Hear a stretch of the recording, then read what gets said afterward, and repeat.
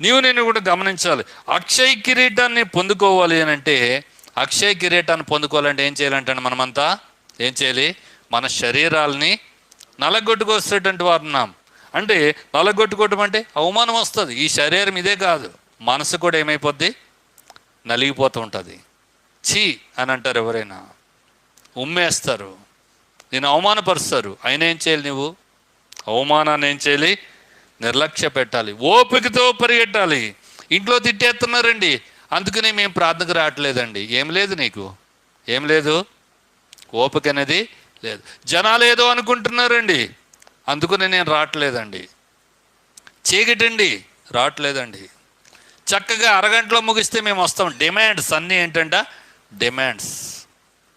వీటన్నిటిని అధిగమిస్తే నీకేముంటుంది? అక్షయమైనటువంటి కిరీటం. ఈ కిరీటాలన్నీ పొందుకోవాలంటే